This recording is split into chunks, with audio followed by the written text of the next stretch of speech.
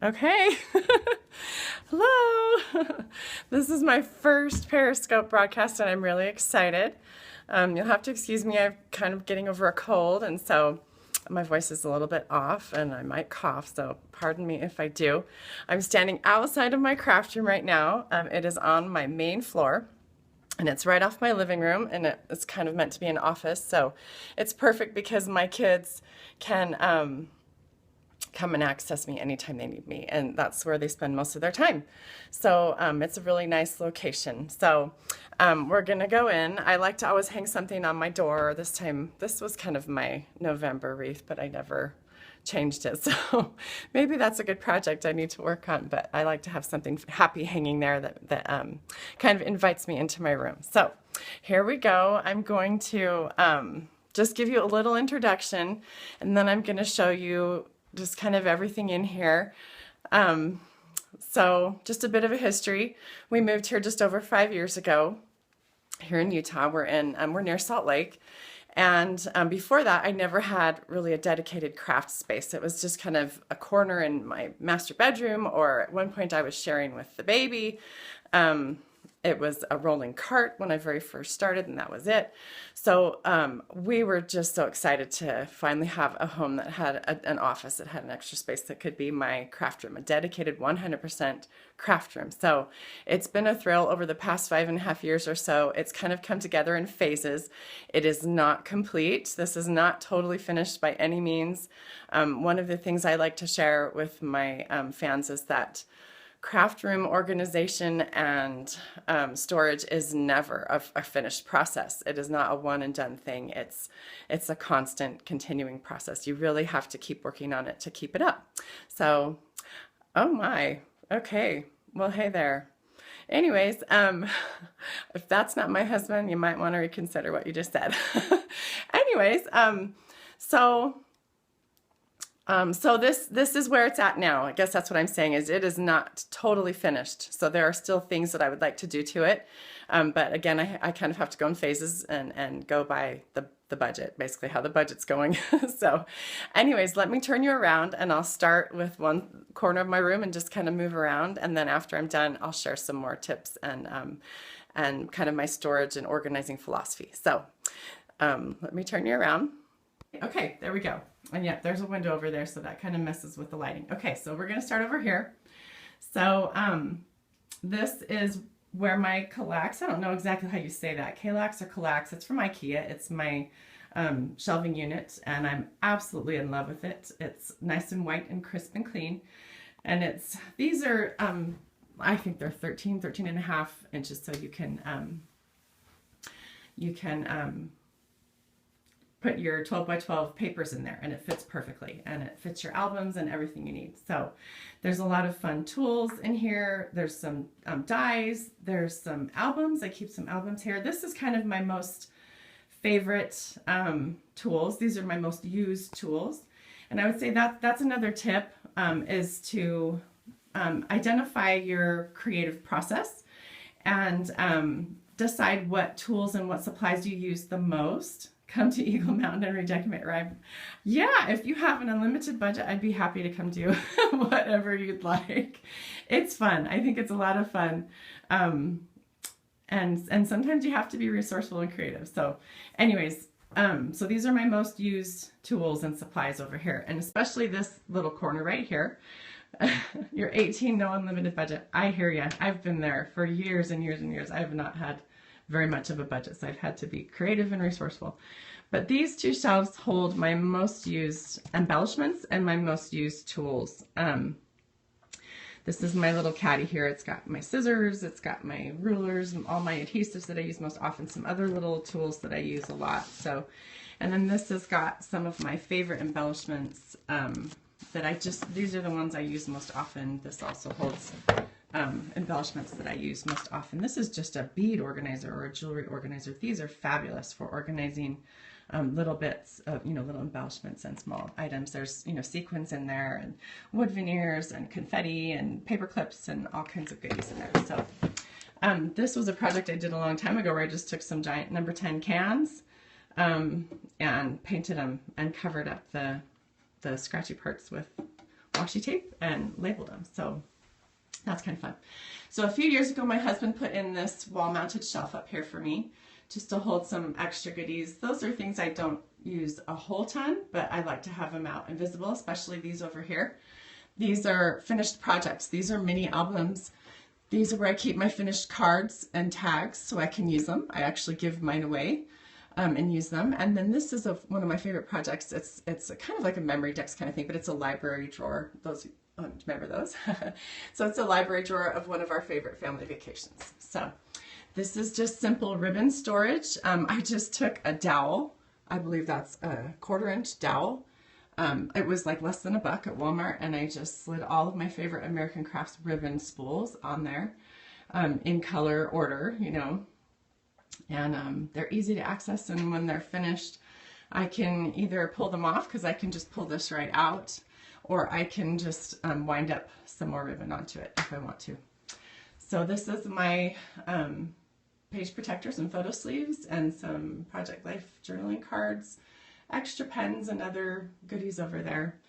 Here's some wall decor that I like. I like to fill my room with things that I've made or that really make me happy. And this is one of my favorite things about my space. This is my wallpaper, like scrapbook paper, wallpaper border, I guess. I don't know what you call it. So that's just scrapbook paper. This is kind of older. I think I did this about 5 years ago, so that's older paper. So at some point I'm going to replace that. But that's kind of fun. It's just I cut it down to 9 inches, which is the space between the double chair rail there, and just literally Mod Podged it right to the border that was already there. So this is one of my favorite things about my new space is it's an IKEA, I think you call it Skarska desk, and it's an adjustable height desk. It is so awesome. I wish I had gotten this years ago. You just crank this little handle over here and you can move it from sitting to standing. You can make it any height you want. It can either be like child size, like my daughter could sit here, that's how low it goes, and it comes even higher than this. It goes up to just about my chest, which is pretty tall. I'm pretty tall, so. And I love the white surface. I'll often take photos of projects, like desk shots right here. And it's right by my east-facing window. You can see all my snow out there. And I have a gorgeous view of the mountains as I'm crafting, which is super inspiring. So, and I can watch my daughter. She plays outside, you know, and on the trampoline. I can kind of watch her there, and she waves to me in the window. It's clean today. Yes, it isn't always this clean. Thank you. Not always this clean. Okay, so moving over here, this is a large metal cart that I picked up at maybe Michael's, I think, with a 40% off coupon, but this is where I store my large tools. So my giant paper cutter, this is my favorite paper cutter ever, my Caterpillar. This is on the top, and I love that I can roll this around if I need to. I can move it to wherever I'm working. And then I've got my template studio and all the different template guides down there, and my Mink and all the Mink supplies down there. That's another tip I would share with you, is keeping all of your supplies for one particular activity together. Like here's the template studio and all the template stuff, and the poster board, I don't know if you can see that, is behind the cart there. So all my Mink supplies are down there, all the papers, all the foils, the heat sleeve, the tool, everything. So that's another tip that kind of helps you to be able to easily and quickly find supplies for one particular activity. So here's my little decorative shelf. It's just for fun. I like to switch out the decor on there. Yeah, this template studio is a tough one. Hi, Samantha. The template studio is an awesome tool. It is like game-changing for crafters, but it's a little tricky to find how to store it. The nice thing is that it folds up flat in that box, and so you can even put it on a shelf and stack stuff on top of it if you need to. But that is so that's kind of why I got this cart, because I needed something big. Template Studio is from We Are Memory Keepers, and it's a tool that allows you to make large scale paper crafts, like gift bags, gift boxes. You can make file folders, you can make large flowers, stars, candy boxes, pillow boxes. I must be forgetting things, but it's awesome. So, you know, you never have to go buy a gift bag or a gift box ever again. Very cool. And you can use basic poster board that you buy at the grocery store, or We Are Memory Keepers sells decorative poster board that's really fun. So this is my second favorite part of my new space. This is where my hubby made some custom shelves in the closet here. So I can, yeah, it's kind of like a huge punch board, except you're using like scoring guides and cutting guides and templates, like template guides to help you move those around the right way. So it's really great. Okay, so yeah, I don't even know where to start with this. Up top, very top is kind of not done being organized. That's just like general crafts and like old negatives from pre-digital days. I've got like extra supplies in there, some memorabilia adhesives, stamping supplies. This is all my American Crafts and We Are Member Keepers and Basil cardstock. This is like just miscellaneous paper craft supplies. There's some old frames back there that I want to use for different projects. There's some completed projects there that I'm trying to figure out what to do with. We Are Memory Keepers papers, like paper collections and DIY party collection. Other paper collections over here. Wrapping supplies down there. Anyways, all kinds of random stuff. There's some awesome office supplies over here. My camera and my tripod and albums. So, and those are discs of photos. So anyways, that's really nice. I love that because I can just shut the closet. And my husband he just went to Home Depot and bought the, you know, prefabbed shelving things and cut them down, and he did this himself in like an evening. It was awesome. He's super great. He's very supportive of my hobby / turned job. So, and see how you can just shut that. See, this is what I love. I love clean. Oh, thank you. I love uncluttered. Yeah, and so that makes me happy. So over here is my office corner. So this is like where my computer is, it's my laptop, my extra screen. That's a tip, another tip. I love using my second screen for editing photos because I can see them much clearer. It's a bigger screen. Plus I can jump back and forth between the screen on my laptop and that second screen there. It's great. I need a little clean and uncluttered in my life. Yes, it helps, and it's not always that way. So like I said, I don't know if you heard in the beginning, it's a continual process that you have to work at. It's not a one and done deal. So, you know, you have to dedicate time, you know, on a regular basis, whether it's once a year, twice a year, every month, whatever you feel comfortable with to organizing and cleaning your space. And so this is my, I guess one blog reader called it a self-affirmation wall. And I think that's a pretty good description. This cute thing is from Heidi Swap. She was one of the speakers at a blog conference I attended locally here, and she gave one of these prints. It's a mink. I don't know if you can see, it's gold foiled. She gave one of these mink prints to every single attendant, which I don't remember. I think there might have been over 400, and with their name on it. And I thought that was so sweet. So I keep that there. This is the We Are Memory Keepers snap storage with some of my favorite ribbons and my twine, which is, that one's fallen off. You can see I use them often. So, and then this is just some of my favorite journaling cards and tags that I've put up on a frame. It's a 12 by 12 frame, and that's actually a magnetic board, but I decided I liked the washi tape look, so I put the washi tape on. And there's my little desk calendar that just helps me know what date it is if I need a quick reference, and I can swap those out in the clipboard easily. And then here's some of my favorite scrapbook pages. Mostly of my family and my husband, so I can see their faces every day. There's just a little banner, kind of matches the little framed paper over there. And then here's another favorite item. This is one of the We Are Memory Keepers shutter storage. Like, you can use it for, you can slide like papers and notes and pictures into the slots, or you can, you know, I made a washi tape storage out of it. So it's kind of fun to see the colors and the patterns of the washi tape out, and I'll actually use them if they're out. So there's my cameo.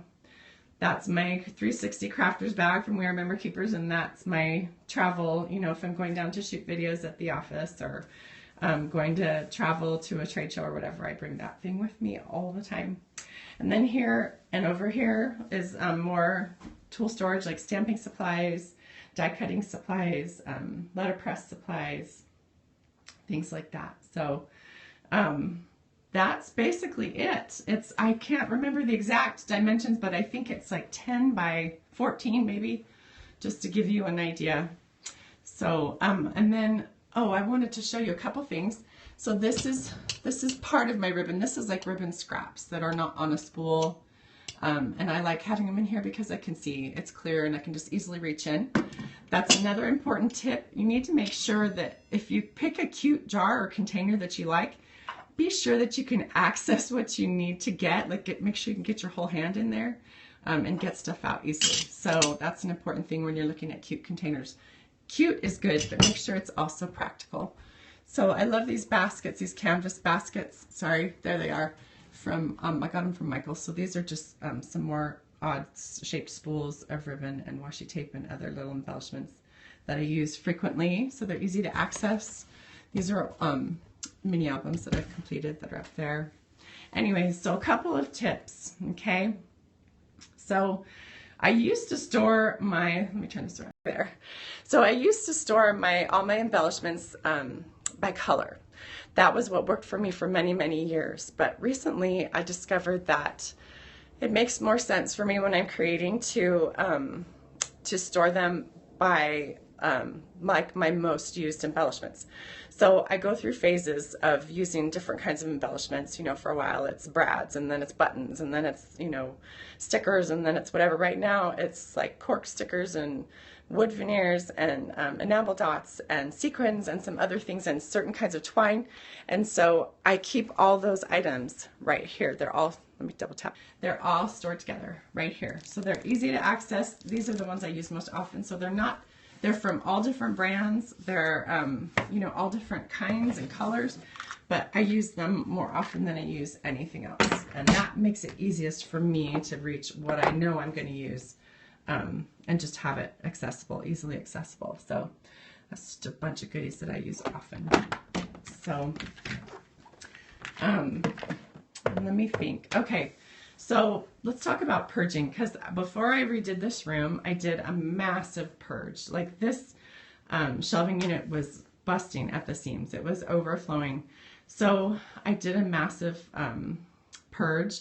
And here's my suggestion, and I know it might vary for different crafters and different people, and there's always exceptions, but if you haven't used an item in a year, you're probably not going to use it. And that, like I said, there might be a couple of exceptions to that, and you may be a different type of crafter, but I think for most crafters, if you haven't used something within a year, it's probably a good idea just to pass it on and let someone else have a turn to use it, because you know, you go through all of the seasons, you go through all the birthdays, you go through all the things in a year, and if you haven't touched it, it's probably okay to let it go. So one thing that's important is not to feel guilt. I'm going to turn this around, maybe. Not to feel guilt. Oh, I don't know what I just did. Anyway, okay, there we go. So it's not to feel guilt about getting rid of items that you don't use. I think, and I've felt that way, definitely felt that way, like thinking, oh, I could use it in the future, so I better keep it because then I don't have to buy it again, or, you know, whatever you feel. You kind of got to learn to just let go of that, because at least in my experience, I feel more motivated to create if my room is full of things that I love and that inspire me. And so if I get rid of the stuff that I haven't used in a year, that I don't love, or that I know I'm not going to use in the future, then my room is full of my very favorite things, and I just want to get in there and make stuff. So that's another tip I would say is to go through, and if you haven't used it in a year, get rid of it. It's okay. And give it to somebody, because there's going to be somebody that will enjoy it. And here are some ideas for people that you could give stuff to. So yes, that's Jen. I hope I pronounced your name correctly. Scow. I don't know if it's Scow or Chow. That is exactly it. I totally believe that. And I think, like, for example, elementary school art teachers are great. You might want to ask them if they want some. We have my daughter's kindergarten teacher right across the street, and she loves to get pad and paper and stickers because those kindergartners love to make stuff. She just has a little center where they just get to make stuff. You can maybe think about like the local Boys and Girls Club, maybe a women's shelter, like a community center that offers classes for, you know, free classes or whatever. Maybe a care center, like or a rest home, things like that, where people do crafts and have crafts classes, and maybe their budget isn't, they have a limited budget. So that would help them out a lot. So think of it that way. You're helping other people out by passing on your things, because you may not be using them and maybe you don't love them, but somebody else will. So think about that. So anyways, and if you have any ideas about people to give stuff to, who to hand stuff out to, who to pass stuff on to, share them, because I'm sure there are more that I couldn't think of. So anyways, I think that's about it. It's probably gone on long enough, but on my blog today, I have lots of photos and some details about the room. So if you want to read more, you can go to my blog. It's alliedosdall.com. And if you have any questions, feel free to ask them in the comments on my blog, and I'll answer them. So, and there's some links there for the furniture that I've used in my room for the IKEA furniture, if you want to check it out. So thanks for joining me. It was so much fun. And this will be here for the next 24 hours. So tell your friends to not miss it before it goes away. All right. Have a good day, guys, and happy crafting.